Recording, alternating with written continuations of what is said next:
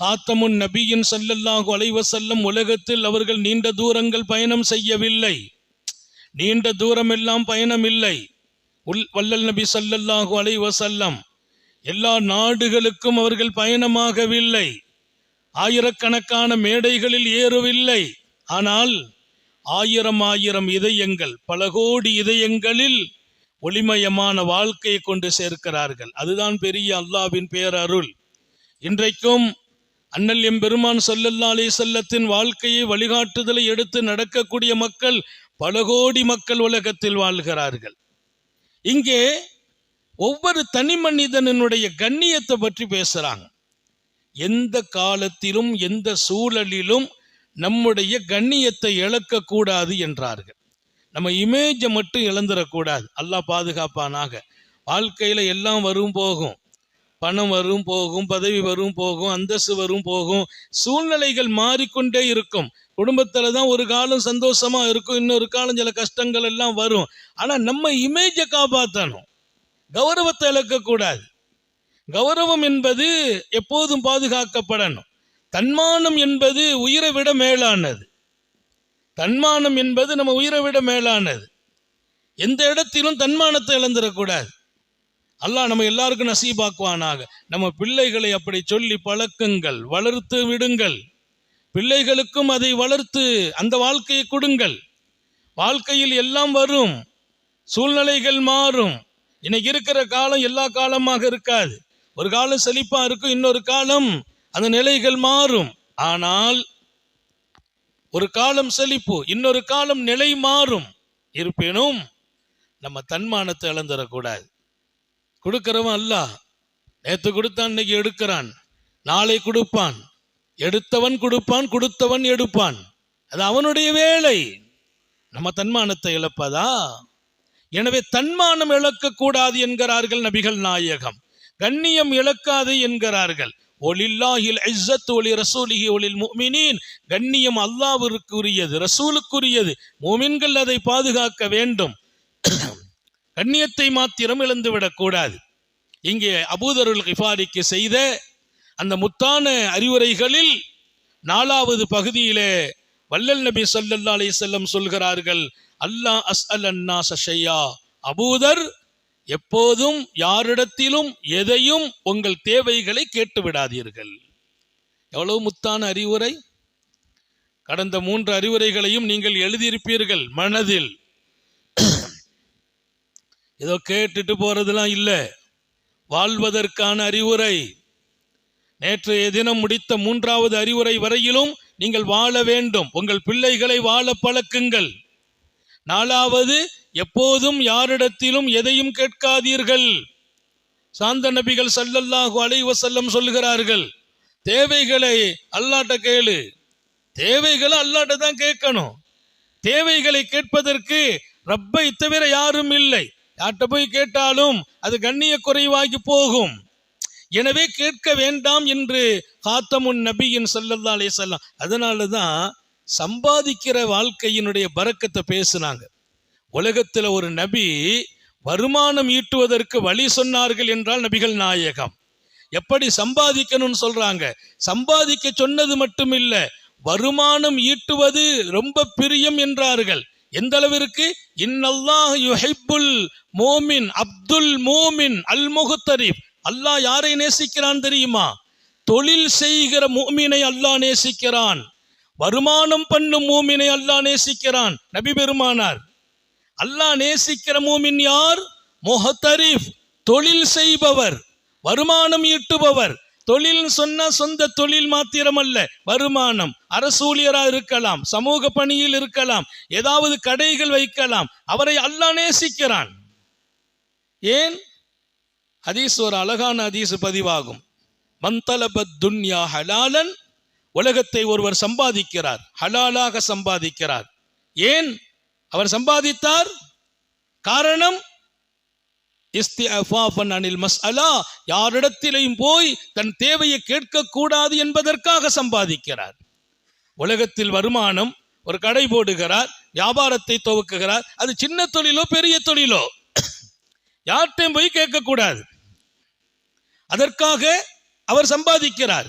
பெருமானாருடைய ஹதீஸ், நல்ல ஞாபகம் வையுங்கள். இரண்டாவது காரணம் வசாயன் அலா இயாலிஹி, அவர் குடும்பத்திற்கு உழைச்சி கொடுக்கணுங்கிறதுக்காக சம்பாதிக்கிறார். நம்ம குடும்பத்தை முன்னேற்றத்தில் கொண்டு வரணும். என் மனைவி நல்லா இருக்கணும், என் புள்ள நல்லா இருக்கணும், எதிர்காலம் நல்லா இருக்கணும்.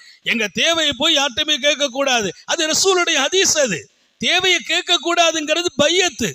பெருமானார் சஹாபாக்களுடைய கையில பையத்து கொடுக்கறாங்க. பையத்து கொடுக்கிற போது அல்லாஹ்வை தவிர யாரையும் வணங்க மாட்டேன், இணை வைக்க மாட்டேன், திருட மாட்டேன் அப்படி சொன்ன ரசூல் யார்கிட்டையும் என் தேவையை கேட்க மாட்டேன். அப்ப அந்த வழி அடைக்கிறாங்க. எந்த வழியை திறக்கிறாங்க? சம்பாதிக்கிற வழியை திறக்கிறாங்க. இப்ப நான் கேட்காம எப்படி வாழ்றது? வருமானம் ஈட்டு. வருமானம் இப்படி இருக்க வேண்டும். நான் யாரிடத்திலையும் போய் கேட்க கூடாது என்பதற்காக. இரண்டாவது, என் குடும்பத்தை நல்ல நிலையில் கொண்டு வர வேண்டும். என் மனைவி மக்கள் ரொம்ப செழிப்பா இருக்கணும் என்பதற்காக. மூணாவது, ஒத்தாத்துஃபன் அலா ஜாரிஹி, என்னை சுற்றி இருக்கிறவர்கள், என் நண்பர்கள், என் அண்டை வீட்டார்கள், அவங்களுக்கெல்லாம் ஏதாவது ஹெல்ப் பண்ணணும் அப்படிங்கிறதுக்காக ஒருவர் சம்பாதிப்பாரா? சம்பாதிப்பதற்கு 3 நோக்கத்தை சொல்றாங்க ஸல்லல்லாஹு அலைஹி வஸல்லம். நல்ல கவனியுங்கள். முதல்ல சம்பாத்தியம் ஹலாலா இருக்கணும். அல்லாஹ் எல்லாருக்கும் தௌபீக் செய்வானா. உழைக்கணும். எந்த உழைப்பா இருக்கலாம், ஹலாலை மட்டும் கவனியுங்க. ஹலால் இல்லாத உழைப்பு அது எந்த வகையிலும் அனுமதி இல்லை, பரக்கத்தில்லை. அது நம்ம பிள்ளைங்களையும் பாதிக்கும். வருமானம் கடை வைப்பதா இருக்கட்டும், தொழில் வைப்பதா இருக்கட்டும், ஏதா இருக்கட்டும், ஹலால். கஷ்டத்தை போக்குறதுக்கு ஹராமுல போய் இறங்குறதா? ஹராமான வருமானமோ ஹராமான உழைப்போ ஹலாமான வழியில பணம் வருவதோ அது கஷ்டத்தெல்லாம் போக்காது, இன்னும் கஷ்டத்தை கூட்டிரும். தொழில் செய்யறதுக்காக வேண்டி வட்டிக்கு பணம் வாங்கி தொழில் செய்யறதா? அது பரக்கத்தை போக்கிடும். நிறைய பேர் ஏதாவது தொழில் செய்யணும், ஒரு 10 லட்சம் ரூபாய் வட்டிக்கு எடுக்கிறது, வட்டிக்கு பணம் வாங்கி தொழில் செய்வதோ, வட்டிக்கு பணம் வாங்கி வீடு கட்டுவதோ டோட்டல் பரக்கத் போகும். அனுமதி இல்லை. நான் வீடு கட்டுறேன், ஒவ்வொரு செங்கலும் ஹலாலா இருக்கணும். ஒவ்வொரு செங்கலும் என் புள்ள வாழணும், பேரம்பேத்தி வாழணும், அடுத்த தலைமுறை வாழணும். ஹராமை வைத்து வீடு கட்டுவதா? வியாபாரம் துவக்குகிறேன், ஒவ்வொரு பணமும் ஹலால். எங்க கடையில வந்து பல பேர் சாப்பிடுறாங்க. சூஃபிகள், ஞானிகள், அல்லாவின் நண்பர்கள், நேசர்கள், அவங்க எல்லாம் சாப்பிட வர்ற கடையில என்னுடைய முதலீடை ஹராமாக்குவதா? எத்தனை பெரிய பாவம் அது. அப்போ ஹலால் என்கிற அந்த இலக்கோடு உங்கள் வருமானம் துவங்கட்டும். ஏன் வருமானம்? முதல் நோக்கம், யார்ட்டையும் நான் என் தேவையை கேட்க கூடாது. பெருமானாருடைய ஹதீஸ், பெருமானார் இஸ்திஃபாஃபன் அனில் மஸ்அலா, யாரிடத்திலும் கையேந்தாமல் இருப்பதற்காக வேண்டி நான் தொழிலை துவக்குகிறேன். அப்படி ஒருவர் வருமானம் பண்ணுகிறார். இரண்டாவது, சயன் அலா இயால், குடும்பத்தை நல்லாக்கணும். என் மனைவி, என் பிள்ளைங்க, என் மனைவி என் பிள்ளைங்களை நான் செழிப்பா வச்சுக்கிறணும். நம்ம சம்பாதிக்கிறது அவங்களுக்காக, அவங்களுக்கே கொடுக்காம சில பேர் சேர்த்து வைக்கிறாங்க. அதுல என்ன பரக்கத்? மனைவிக்கு கொடுக்கறது இல்லை, பிள்ளைங்களுக்கு கொடுக்கறது இல்லை. நல்ல காலங்கள் வருது, அவங்க ஏதாவது ஆசையா கேட்கறாங்க, கொடுக்கணும். வரம்பு மீறக்கூடாது. பிள்ளைகளுக்கு கொடுக்கிறோங்கிற பேரால் வரம்பு மீறாதீர்கள். மனைவிக்கு கொடுக்கிறோங்கிற பேரால் அவங்க தவறு செய்திடக்கூடாது. ஆனால் கொடுக்கணும். செழிப்பா கொடுங்க, பரக்கத்தா கொடுங்க. வீட்டு செலவை விசாலமா செய்யுங்கள். வீட்டு செலவில் கணக்கு பார்க்காதீர்கள். நல்லா எடுத்து செய்யணும். மனைவி மக்களுக்கு நல்ல தரமான சாப்பாடை கொடுங்கிறான் அல்லாஹ். கொடுக்கிறது தரமா இருக்கணும், குவாலிட்டியா கொடுக்கணும். மட்டமான பொருள் நம்ம பிள்ளைங்க கடையில வாங்கி சாப்பிட அனுமதிக்காதீர்கள். குவாலிட்டி என்பது இஸ்லாத்தினுடைய இலக்கு. அது என் புள்ள சாப்பிடுற ஒவ்வொன்றும் குவாலிட்டியா இருக்கணும். தரம் இல்லாத பொருள் அனுமதி இல்லை. அதை தவிர்த்து விடுங்கள். மட்டமா ஒரு பொருள் இருக்குது 100 ரூபாய், அதே பொருள் 50 ரூபாய், அது மட்டமானது, கம்பெனி இல்லை, அதை சாப்பிட தவிருங்கள். 1000 நோய்களை சந்திக்கணும். அப்போ உண்ணும் உணவும் தரமாக, என் மனைவி மக்கள் நல்லா இருக்கணும் என்று நான் வருமானம் பண்ணணும். மூணாவது, தாத்துபன் அலா ஜார், நம்மளை சுத்தி இருக்கிறவங்களுக்கு ஹெல்ப் பண்ணணும். அதுவும் நோக்கம். சில பேர் தான் மட்டும்தான் அப்படின்லாம் இல்லை, நம்ம சுத்தி இருக்கிறவங்களுக்கு ஹெல்ப் பண்ணணும். நம்மளால என்ன முடியும்? எல்லாம் கொடுக்கணும் தேவையில்லை. பக்கத்துல கஷ்டப்படுறாங்க, ஏதாவது நம்ம நாடி ஒருத்தர் வந்தார், ஏதாவது அவர்களுக்கும் கொடுக்கணும். என் வருமானத்தில் நான் மாத்திரம் வாழ்வதல்ல, என்னை சார்ந்து இருக்கிறவங்க, அக்கம் பக்கத்தில் உள்ளவங்க, ஏழபாளைகள், அவங்களுக்கு ஹெல்ப் நடக்கணும். சொல்கிறார்கள் நபிகள் நாயகம் ஸல்லல்லாஹு அலைஹி வஸல்லம். என்ன நடக்கும்? நாங்க அந்த ஹதீஸை பார்த்தா எல்லாருக்கும் ஆசை வரும். நம்ம உலகத்துல இருந்து யாருக்கும் சுமையாலாம் இருக்கக்கூடாது. பெருமானார் ஸல்லல்லாஹு அலைஹி வஸல்லத்திட்ட சொல்லப்பட்டுச்சு, அவர் வருமானம் பண்றார், இவர் அவர் வருமானத்தில் வாழுகிறார், ஆனா இவர் நிறைய இபாதத்து செய்கிறார். கண்மணி ஸல்லல்லாஹு அலைஹி வஸல்லம் ஒரு கட்டத்தில் எப்படி சொன்னாங்களா, உன்னை விட வருமானம் பண்ணி யார் வருமானத்தில் நீ சாப்பிட்டு வாழுகிறாயோ வணங்குகிறாயோ அவரே சிறந்தவர், அவர் சிறந்தவர். நான் வணங்குகிறேன், அவர் உழைக்கிறார், அவர் உழைப்பில் நான் வாழுகிறேன், உன்னை விட அவர் சிறந்தவர். ஏன்? உனக்கும் சாப்பாடு போடுறார் இல்லையா, உனக்கும் சாப்பாடு போடுறார். நான் இளைஞர்களுக்கு சொல்லுகிறேன், உழைப்பில் வாழுங்கள், பிறர் உழைப்பில் வாழக்கூடாது. நம்ம உழைப்பில் பல பேர் வாழணும். யார் உழைப்பிலும் நான் வாழக்கூடாது, யாரையும் எதிர்பார்க்க கூடாது. அண்ணன் என்ன தம்பி என்ன, ஒரு வருடத்திலும் எதிர்பார்ப்பு வைக்காதீர்கள். பாசம் நீடிக்க வேண்டும், உறவு நீடிக்க வேண்டும். எதிர்பார்ப்பு இல்லாவிட்டால் நீடிக்கும். எதிர்பார்ப்பு இருக்குமா, கொஞ்சம் கொஞ்சமா நம்மளை விட்டு அவங்க கட் பண்ணிடுவாங்க. அண்ணன் ஏதாவது நீங்க எதிர்பார்த்தீங்கன்னா உங்க அண்ணன் உங்க உறவை கட் பண்ணிடுவார். இதுதான் உலகம். நம்ம கையில இருக்கணும், இருக்கிற வரைக்கும் நம்மோடு மக்கள். நல்ல ஞாபகம் வையுங்கள், இருக்கிற வரைக்கும் நம்மோடு மக்கள். எல்லாரும் நம்ம வீட்டுக்கு வருவாங்க, எல்லாரும் போவாங்க, எல்லாரும் கண்ணியப்படுத்துவாங்க. நம்ம கொஞ்சம் கையில ஒண்ணும் இல்லாம ஆயிட்டோமா அவ்வளவுதான். சுஃபியானு சௌரி பெரிய சூஃபி, பெரிய ஞானி, அவர் சொல்வாங்க, பணம் என்பது முக்கியம், பணத்தை கொஞ்சம் சேமிச்சு வைங்கப்பா, பாதுகாப்பா வைங்க, இல்லைன்னா உங்களை கை துண்டு போல் மக்கள் கசக்கி விடுவார்கள், கை துண்டாக ஆக்குவாங்க.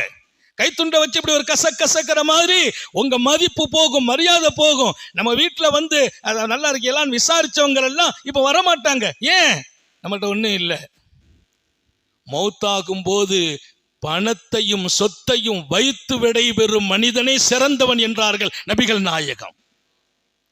சும்மா போக கூடாது, என் பிள்ளைகளுக்கு சொத்து வச்சுட்டு போகணும், நான் சிறந்தவன். ஹதீஸ் புகாரி ஷரீஃப்ல பதிவாகுது.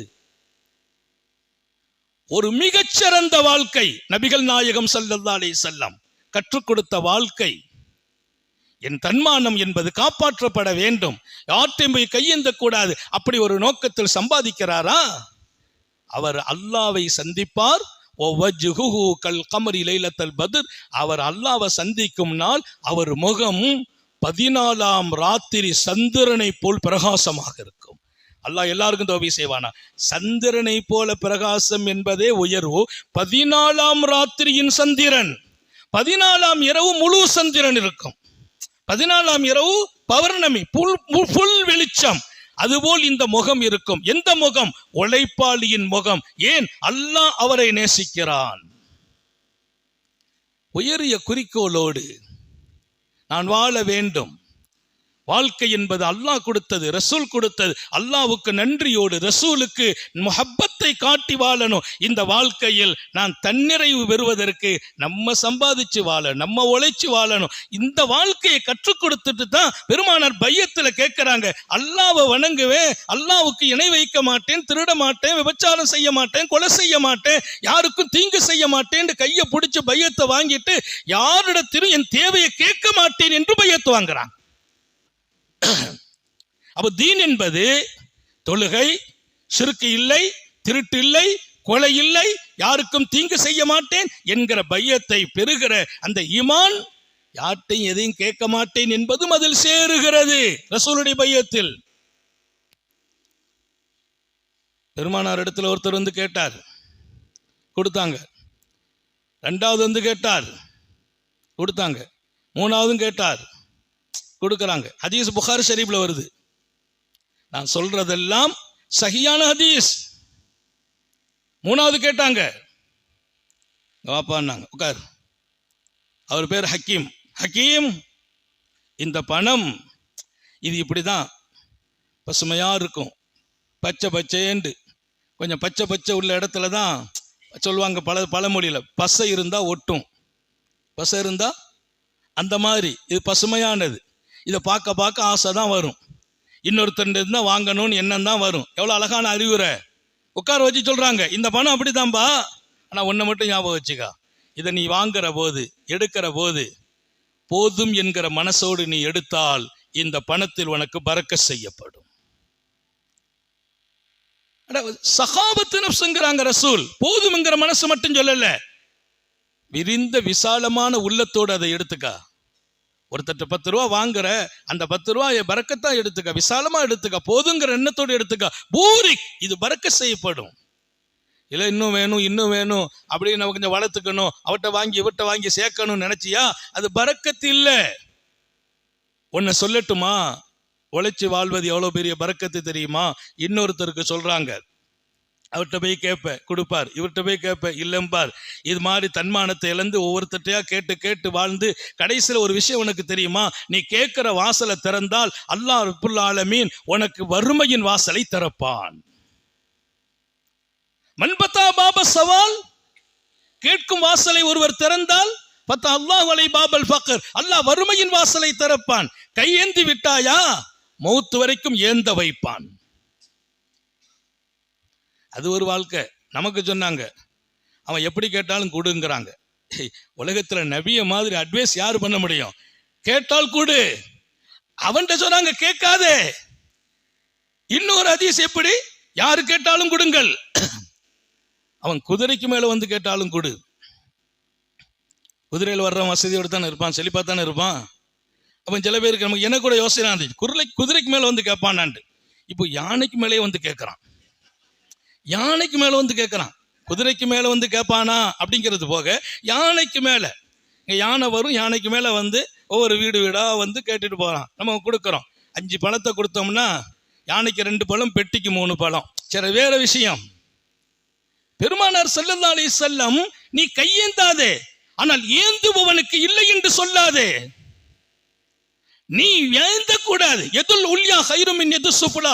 உனக்கு நான் சொல்லட்டுமா, உன் கை மேலே இருந்தால் அல்லாஹ்வே பிரியப்படும் கரம் அந்த கரம் என்றார்கள். உன் கரம் மேலே இருந்தால் அல்லாஹ்வே பிரியப்படும் கரம் அது. அன்பளிப்புகளுக்கு அனுமதிங்கிறத தாண்டி மறுக்க கூடாது. பெருமானார்ட்ட கொண்டு சஹாபாக்கள் கொட்டுவாங்க, பெருமானார் வாங்குவாங்க, அனுபவிப்பாங்க. இன்னும் யாரு கொடுத்தாங்களோ அவங்க முன்னால் அதை காட்டுவாங்க. ஒரு ஜுப்பா வந்துச்சா அந்த சட்டையை போடுவாங்க, அவங்க கொடுத்தவங்க முன்னால போட்டு காட்டுவாங்க. ஏன்னா அவர் திருப்திப்படுவார். ஏன்னா நம்ம பணக்காரங்களா இருக்கோம், வசதியா இருக்கோம், யார்ட்டையும் வாங்கக்கூடாது அப்படின்னு நீங்க உட்காந்து, உங்களுக்கு யாராவது ஒருத்தர் வீட்டில இருந்து அவங்க வீட்டில் ஒரு நல்ல நெய்ச்சோரை சமைச்சு கொடுத்து விடுறார், நாங்க யார்ட்டையும் வாங்க மாட்டோம், அது தடை என்றார்கள் சாந்த நபிகள். அன்பளிப்பை மறுக்காதீர்கள், அது என் சுன்னத் என்றார்கள். நம்ம வீட்டுக்கு வர்ற சாப்பாடு வேண்டாம் சொல்லக்கூடாது. நம்ம வீட்டுக்கு வரும், பக்கத்து வீட்டுல சமைச்சு கொடுப்பாங்க, அவங்க நம்மளை விட கஷ்டமானவங்களா தான் இருப்பாங்க. பக்கத்து வீட்டுக்காரங்க ஏழை, நம்ம வசதியா இருப்போம், நம்ம வீட்டுக்கு அவங்க கொடுப்பாங்க. வேண்டான்னு சொன்னால் அது ரசூலின் சுன்னத்துக்கு மாற்றம். ஏழை வீட்டுல இருந்து பணக்காரன் நான் வாங்குறதா? வாங்கணும், அது அன்பளிப்பு. அன்பளிப்பு ஏழை பணக்காரருக்கு கொடுக்கலாம், பணக்காரர் ஏழைக்கு கொடுக்கலாம். அன்பளிப்பு வரும்போது நான் கை நீட்டுவது ஹராம் அல்ல, சுன்னத். ஞாபகம் வையுங்கள், எல்லாம் பாடம். ஆனா அன்பளிப்பினுடைய இன்னொரு கண்டிஷன், கொடுத்த அன்பளிப்பை சொல்லி காட்டக்கூடாது. கொடுத்த அன்பளிப்பை சொல்லி காட்டக்கூடாது. சில பேர் கொடுத்துட்டு கடைசி வரைக்கும் சொல்றது, விடுறதே இல்லை. பார்க்கும் போதெல்லாம் அதெல்லாம் அந்த அந்த அந்த ஒரு கழுத்தில் ஒரு ஜெயின் போட்டுக்காரு பாருங்க, அவருக்கு பேர் வைக்கும்போது நான் தான் கொடுத்தேன், அவருக்கு பேர் வைக்கும்போது இவர் கொடுத்தாரு அந்த ஜெயினை அத்து போய் இப்போ புதுசா போட்டுக்கிட்டு இருக்காரு. ஒரு பார்வை மக்கள்கிட்ட இருக்குது. கொடுத்ததை சொல்லி காட்டுற ஒரு வாழ்க்கை, அது நல்ல வாழ்க்கை இல்லை. தர்மத்தை கூட சொல்லாதீங்கிற அல்லாஹ். கவுலும் மாரூஃபுன் கைரும் மின் சதகத்தின் யத்பவுஹா அதா. தர்மத்தை கொடுத்துட்டு சொல்லி காட்டி நோவினை கொடுப்பதை விட நீ தர்மமே கொடுக்க வேண்டாம். நல்ல வார்த்தையை சொல்லி அனுப்பிடு. தர்மம் கொடுத்துட்டு நோவினை படுத்துகிறாய். உனக்கெல்லாம் பொழைக்க தெரியாதா? உனக்கெல்லாம் வயசா இல்ல, உனக்கு உடம்பா இல்ல, தெம்பா இருக்கிறாயே, சம்பாதிக்க வேண்டியது தானே, அந்த வேலை உனக்கு இல்ல. அவன் மீது நீ பொறுப்பாளனா? அவன் வாங்குறான், நீ கொடுத்துரு. ஆனால் நீங்கள் வாங்காதீர்கள். யாசகம். எப்பா ஹக்கீம், இந்த பணத்தை அடிக்கடி வந்து கேட்காதப்பா, நீ கேட்ட நான் தர்றேன், 2வது கேட்ட தந்தேன். ஆனா ஞாபகம் வச்சுக்கா, இது எப்பவுமே பார்த்து பார்த்து கேட்க ஆசை வந்துகிட்டே தான் இருக்கும். போதுங்கிற மனசோடு வாங்கினால் பறக்க செய்யப்படும். நான் சொல்லட்டுமா, இதை வாங்கி கை நீட்டினால் வறுமையின் வாசல் என்று இன்னொருத்தருக்கு சொன்ன ரசூல், கியாமத்து நாளையில் அவர் வரும்போது முகத்துல கருப்பு புள்ளி இருக்கும் என்றார்கள். இன்னொரு இடத்துல முகத்துல சதை இருக்காது என்கிறார். முகத்துல சதை இருக்காது. அப்போ வாங்குற வாழ்க்கை என்பது அதிலிருந்து அல்லாஹ் நம்மளை பாதுகாக்கணுங்கிறதுக்காக யாரிடத்திலும் எதையும் கேட்க கூட. சஹாபாக்கள் எதையுமே கேட்கல, பொருளை மட்டும் இல்ல, எந்த ஒரு தேவையை கூட கேட்கறது இல்லை. அதை எடுத்துட்டாங்கன்னா கேட்க மாட்டாங்களாம். சுப்ஹானல்லாஹ். அதெல்லாம் அந்த பையத், அது நபிகிட்ட நாங்க வாங்கின பையத், ஒப்பந்தம். ஒருத்தர் வசூல்கிட்ட வந்து கேட்டார், சொன்னாங்க, இங்க வாப்பா, காசு இருக்கா, வீட்டில் என்ன இருக்கு. அந்த நிகழ்ச்சி முன்பின் அறிவிப்புல சில பேர் அது சகியான நிகழ்ச்சி இல்லைங்கிறாங்க. ஆனால் இங்கே அந்த பாடம் ஒரு பெரிய பாடம். உங்க வீட்டில் என்னப்பா இருக்குது? எங்க வீட்டில் ஒரு போர்வை இருக்குது, கோப்பை இருக்குது. சாப்பிட்றதுக்கு கோப்பை, படுக்கிறதுக்கு போர்வை, ரெண்டையும் எடுத்துட்டு வாங்க. அவர் கையேந்தினார், கஷ்டப்படுறார். வாப்பா தூக்கிட்டு வா. அந்த கோப்பையும் அந்த போர்வையும் தூக்கி ஏலம் விடுறாங்க ரசூல். யாரு வாங்குறீங்க இதை? அந்த ஒண்ணுதான் வீட்டுல இருக்கு, கோப்பையும் போர்வையும் தான். ஏலம் விட்டாங்க. ஒருத்தர் நான் 1 திருகத்துக்கு வாங்குறேன், 1 திருகம் நாங்க ரசூல். வேற யாராவது கூட வாங்குறீங்களா? இன்னொருத்தர் 2 திருகம் நாங்க. உடனே அதை அவருக்கு கொடுத்துட்டு 2 திருகத்தை வாங்கி, என்ன பாப்போ, இதை கொண்டு 1 திருகத்துக்கு உங்க வீட்டுக்கு காசு பணத்துக்கு சம்பாதிக்கு பணம் சாப்பாடுலாம் ரெடி பண்ணு. உங்க வீட்டுக்கு 1 திருகத்துக்கு சாப்பாடு ரெடி பண்ணி கொடு. இன்னொரு திருகத்துக்கு ஒரு கோடாரி வாங்கி ரசூல் ஸல்லல்லாஹு அலைஹி வஸல்லம் மட்டையை வச்சு கட்டையை வச்சு அடிச்சு கையில கொடுத்து விட்டாங்க. போ, கொஞ்ச நாளைக்கு இந்த ஊர்ல நிக்காது, எங்கேயாவது போ. அப்படி ஒரு நிகழ்ச்சி நான் பார்த்தேன். சாலிஹீன்கள் எழுதுறாங்க. வரலாறு என்பது அது சஹி என்கிற இடத்தில் கொஞ்சம் முன்பின் இருக்கலாம். ஆனால் அந்த வரலாறு 1000 பாடம். போ, கொஞ்ச நாளைக்கு என் கண்ணில் படாத, இந்த ஊர்ல நிக்காதப்பா, போ. என்ன செய்யணும்? எங்கேயாவது விறகு வெட்டி கிராமங்களில் போய் அதை வித்து பொழைச்சி கொஞ்சம் காசை சம்பாதிச்சுக்கா. ஒரு 15 நாள் கழிச்சு அவர் வந்தார். யார ரசூலல்லாஹ், விறகு வெட்டினேன், உழைச்சினேன், சம்பாதிச்சு அங்க போனேன், இவன் கை நிறைய காசு கொண்டிருக்கேன்னார். அல்ஹம்துலில்லாஹ். சொன்னாங்க, இது எவ்வளவு கண்ணியமான வாழ்க்கைப்பா. நீ உழைக்கிற, கை வலிதான், மேலே போகணும், மரத்துல மேல ஏறணும், விறகு வெட்டணும், அதை தெருவா கொண்டு விற்கணும், எவ்வளவு கஷ்டம் தான் அது. ஆனால் இன்றைக்கு கண்ணியமா நீ இருக்கிறாயே, உன் கை நிறைய காசு இருக்கிறதே, நீ நினைத்தால் ஒருத்தருக்கு கொடுக்கலாமே. அவர் மகிழ்ச்சி அடைகிறார். யாசிக்கிறவர்களுக்கு யாசகம் கொடுக்கிற வாழ்க்கையை கற்றுக் கொடுத்தார்கள் கண்மணி நாயகம் ஸல்லல்லாஹு அலைஹி வஸல்லம். உழைக்கிற வாழ்க்கையை கற்றுத் தருகிறார்கள். அதான் கண்ணியம். அதனால எப்பவும் யார்ட்டையாவது போய் நான் ரொம்ப கஷ்டப்படுறேங்க, முடியலைங்க என்னால, அப்படியெல்லாம் சொல்றத தவிர்த்து விடுவோம். யார்ட்டையுமெல்லாம் சொல்லக்கூடாது. ரொம்ப கஷ்டமா இருக்கு, இப்ப நம்ம நிலைமையெல்லாம் ரொம்ப இதா இருக்குது. எதிர்பார்ப்புடைய உள்ளத்தோடு பேசாதீர்கள்.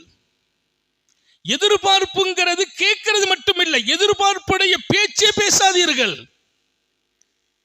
நம்ம நிலைமை கொஞ்சம் மோசமா இருக்குது. பிள்ளைங்கெல்லாம் பயிரா ஆயிட்டு இருக்கிறாங்க, கல்யாணம் முடிக்கணும், என்ன செய்ய போறேன்னு தெரியல. ஏன் பேசுகிறீர்கள்? அது உங்கள் இமேஜை குறைக்கும், உங்க கண்ணியத்தை குறைக்கும். அல்லாஹ்ட்ட பேசுங்கள், அவன் கொடுப்பான். சாலிஹீன்கள்ட்ட போய் துஆ செய்ய சொல்லுங்கள். அந்த துஆ உங்க வாழ்க்கையை மாற்றும். பெரியார்கிட்ட சொல்லலாம், கஷ்டப்படுறேன் துஆ செய்யுங்க, அது துஆவுக்காக. அதுவும் அவங்கள்ட்ட போய் எதிர்பார்ப்பு இருக்கக்கூடாது. ஹக்கீம் ரலியல்லாஹு தஆலா அன்ஹு பெருமானாருடைய அட்வைஸை வாங்கிட்டு போயிட்டார். இல்ல, சஹாபாக்கள் இதயத்துல சுமந்தாங்க. செய்தனா ஹக்கீம் ரலியல்லாஹு அன்ஹுடைய வாழ்க்கை வருது. அவங்க கேட்க மாட்டேன் நாயகமே, இனி தங்களுக்கு பின்னால என் ஹயாத்துல யார்ட்டையும் கேட்க மாட்டேன்னு சொல்லிட்டு போயிட்டாங்க. அவ்வளவுதான். போனவங்க கடைசி வரைக்கும் யார்ட்டையும் கேட்கலங்கிறது மட்டும் இல்ல, அபூபக்கர் சித்திக்குடைய காலத்துல அன்பளிப்பு வருது, வாங்கலாம், கூப்பிட விட்டாங்க. இங்க வாங்க, ஹக்கீம் கஷ்டப்படுறாருன்னு கூப்பிட விட்டாங்க. நான் வரமாட்டேன்ட்டாங்க. வந்து வாங்கிங்க. இல்ல, நான் பெருமானார் இடத்தில் கொடுத்திருக்கிறேன், என் மௌத் வரைக்கும் யாரிடத்திலும் வாங்க மாட்டேன், கேட்க மாட்டேன். மாத்திரமல்ல, என் பிள்ளைகளுக்கும் அந்த வாக்குறுதியை கொடுத்திருக்கிறேன். பெருமானார் ஸல்லல்லாஹு அலைஹி வஸல்லம் அட்வைஸ் பண்ணாங்க பாருங்க. 1க்கு 2 தடவை 3 தடவை கேட்ட போது கொடுத்த அந்த அட்வைஸ் அவருக்கு நாங்கள் பார்த்தோம்.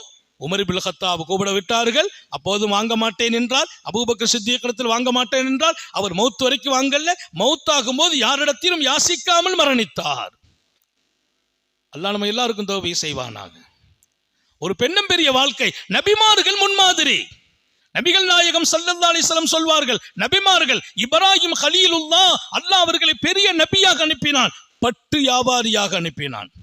இப்ராஹிம் நபி பட்டு வியாபாரி. பட்டு துணிகளை அப்படியே கொண்டு போய் அவங்க வாழ்க்கையில பெரிய வியாபார வர்த்தகம், அது ஜொலிக்கும்.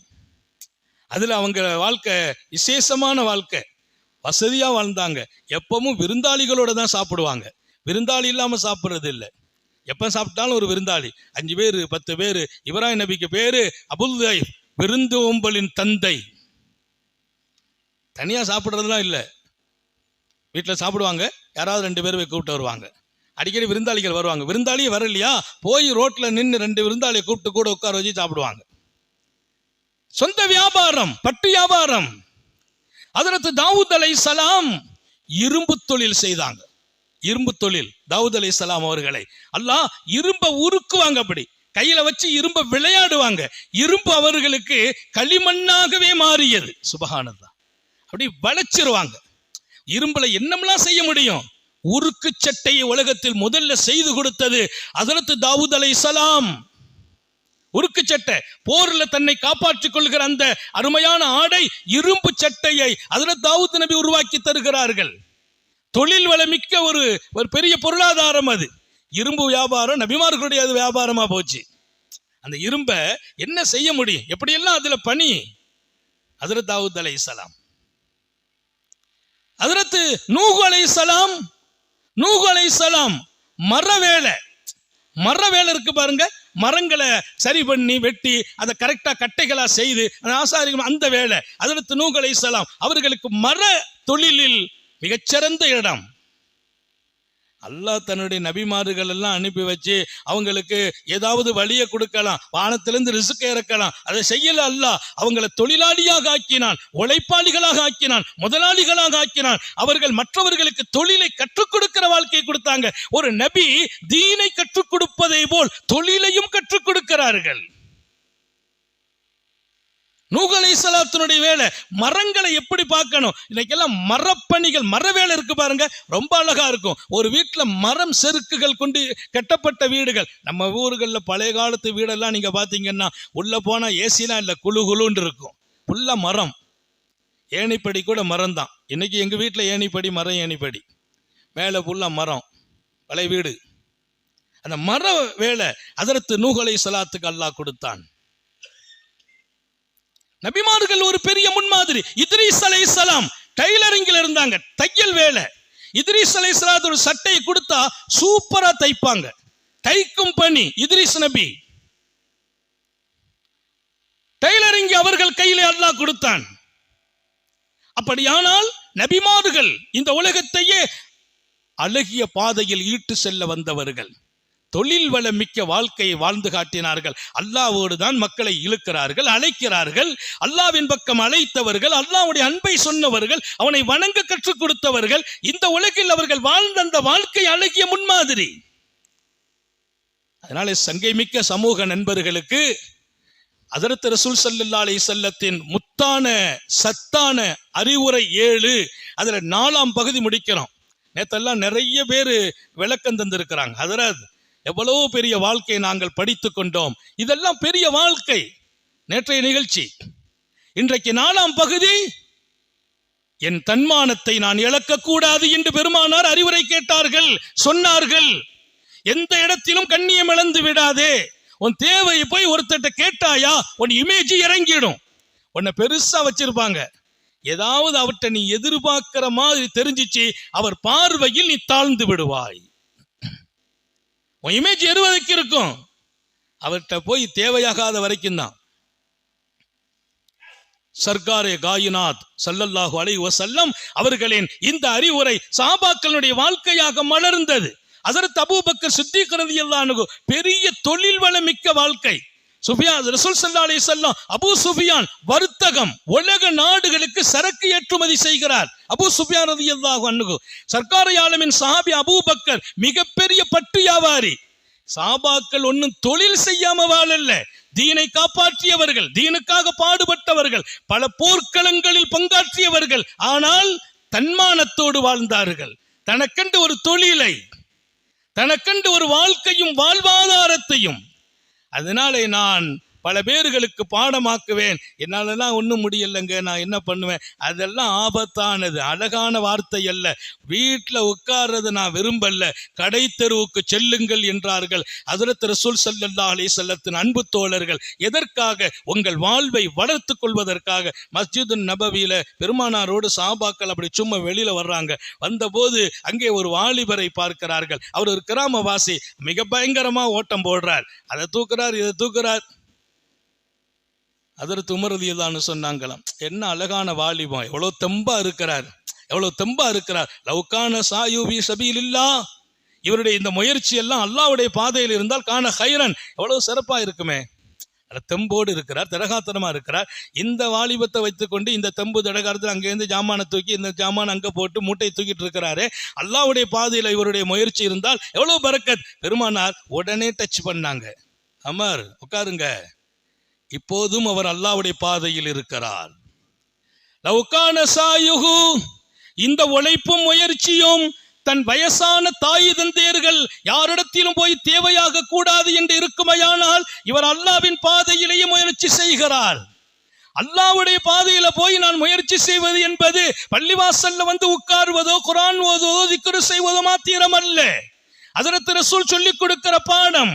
இன்றைக்கு ஒரு உழைக்கிறார், அங்க ஓடுகிறார், இங்க வருகிறார், மூட்டையை தூக்குறார், சுமக்கிறார். இப்போதும் அவர் தன் வயதான தாய் தந்தையர்கள் கண்கலங்க கூடாது, கஷ்டப்படக்கூடாது என்று உழைத்தால் அது அல்லாஹ்வின் பாதை. அதே போல் அவர் பெற்றெடுத்த பிள்ளைகள், சிறுவர்கள், இன்னைக்கு அவங்க வருமானம் பண்ற வயசுக்கு வரல, அந்த பிள்ளைங்களை உருவாக்கணும், தர்பியத்து கொடுக்கணும், அந்த பிள்ளைங்களை நல்லாக்கி வைக்கணும். அவர் கைபிடித்த மனைவி, அந்த அம்மா கண்கலங்க கூடாது என்று அவர் உழைக்கிறாரா? கான சாயு ஃபீ ஸபீலில்லாஹ், இப்போதும் அல்லாஹ்வுடைய பாதையிலேயே அவர் முயற்சிக்கிறார். அல்லாஹ்வுடைய பாதைங்கிறது ஒத்த சொல், ஆழமான பொருள், 1000 பொருள். அல்லாஹ்வுடைய பாதை என்பது ஒத்த சொல், ஃபீ ஸபீலில்லாஹ், அதற்கு பொருள் ஆழம் 1000. அவர் ரோட்ல வந்து ஒருத்தர் உழைச்சி கடையில போட்டு தெரு தெருவா வியாபாரத்தை தூக்கிட்டு அலையிறவர், அவர் அல்லாஹ் மறந்துட்டு அலையிறாரு, ரசூலை மறந்துட்டு அலையிறாரு, அப்படியெல்லாம் சொல்லக்கூடாது. அவர் தலையில தூக்கிட்டு அலையிறாரு. அந்த பக்கமா ஒரு பள்ளிவாசல பாங்கு சொன்னா அந்த சரக்கை கொண்டு அங்க வச்சுட்டு அங்க போய் தொழுகிறார். இங்க வந்து பாருங்க, அசர் நேரத்துல நிறைய பேர் அங்க மூட்டை கிட்ட எல்லாம் அப்படியே வச்சுட்டு இங்க தொலை ஓடி வந்துருவாங்க. தொழுது முடிச்சுட்டு இங்கே தூக்கிட்டு ஓடுறாங்க. அவர் அல்லாஹ்வுடைய பாதையிலேயே ஓடுகிறார். வந்ததும் அல்லாஹ்வுடைய பாதை, போறதும் அல்லாஹ்வுடைய பாதை. பொருள் விளங்க வேண்டும். அப்ப நபி பெருமானார் ஸல்லல்லாஹு அலைஹி வஸல்லம், ஹஜ்ரத் அபூபக்கர், ஹஜ்ரத் உமர், முத்தான சஹாபிகள், அவங்க தான் சொல்றாங்க, வாலிபம் அழகா இருக்கு, தெம்பா இருக்கிறாரு, இவர் எங்கோ வந்து தீனுக்காக உழைக்கலாமே. அப்ப அங்க வாப்பா, இப்பவும் அவர் தீனுக்காகத்தான் பாடுபடுகிறார். அவர் மனைவி நல்லா இருக்குன்னு நினைக்கிறார் இல்லையா, அவங்க பிள்ளைங்களை தர்பியத்துப்படுத்தணும்னு நினைக்கிறார், அவங்க தாய் தப்ப வயசாயிட்டாங்க, அவங்களை தூக்கி சுமக்க நினைக்கிறார். இப்போது அவர் அல்லாஹ்வுடைய பாதை. எனவே உங்களுடைய பார்வை விரியட்டும், விசாலமாகட்டும். ஒரு வாழ்க்கை ரொம்ப முக்கியம். பெருமானார் பையத்து வாங்கிய வாழ்க்கை. நான் யாரிடத்திலும் எதையும் எப்போதும் கேட்க மாட்டேன். இளைஞர்களுக்கு சொல்லுகிறேன், உழைத்து வாழுங்கள், பிறர் உரைப்பில் வாதாதீர்கள். எம் பெருமான் ஒரு கரத்தை முத்தமிட்டார்கள். என்ன நாயகமே என்று கேட்டபோது அந்த கரம் சொரசொரப்பாக இருந்தது. அது ஒரு உழைப்பாளியின் கரம், முத்தமிட்டேன் என்கிறார்கள். சொரசொரப்பாக அவர் நிறைய வேலை பார்த்து அது காட்சி போயிருக்கிறது. அந்த கரத்தை நான் முத்தம் விடுகிறேன். மாணவி முத்தமிட்ட கரம் காட்சி போன கரம், உழைப்பால், வேலை பளுக்களால். எனவே தன்மானத்தோடு வாழ்வதை நபி பெருமானார் சஹாபிகளுக்கு கொடுத்த அட்வைஸ் அது. இன்றைய அந்த வசியத்து நபியின் அறிவுரையில் 4ஆம் பகுதி, தன்மானத்தோடு வாழுங்கள், தேவைகளை சொல்லாதீர்கள். யாராவது நம்ம தேவை உள்ளவங்க விளங்குற மாதிரி கூட நடக்காதீர்கள். உங்கள் கண்ணியம், இமேஜ் எப்போதும் பாதுகாக்கப்பட வேண்டும். யாரிடத்திலும் எந்த தேவைகளும் எப்போதும் கேட்காதீர்கள். அப்படி சொல்லிவிட்டு உழைப்பின் வாசலை ரசூல் திறந்து வைக்கிறார்கள். அல்லாஹ் நேசிக்கிற மனிதனாக மாறுங்கள். இன்னல்லாஹ் யுஹிப்புல் முஃமினுல் முஹ்தரீஃப். அப்துல் மோத்தரீப் இன்னொரு ஹதீஸ்ல, அல்லாஹ் தொழில் செய்கிற, வருமானம் ஈட்டுகிற, சம்பாதிக்கிற மனிதனையே நேசிக்கிறான். அல்லாஹ் நம்ம எல்லாருக்கும் தௌபீக் செய்வானா. ஏதாவது நமக்கு தெரிந்ததை இந்த உலகத்திலே நான் வாழ்வதற்காக, கையேந்தாமல் வாழ்வதற்காக, மனைவி மக்கள் மகிழ்ச்சியாக வாழ்வதற்காக, நம்மை சுத்தி இருக்கிறவங்களுக்கு ஏதாவது நம்ம ஹெல்ப் பண்ணணுங்கிறதுக்காக நீங்கள் உழைக்கிற போதெல்லாம் பௌர்ணமி இரவின் 14ஆம் இரவின் சந்திரன் உங்கள் முகம் என்றார்கள் மாணவி. அந்த ஹதீஸ் கவனத்தில் இருக்கட்டும்.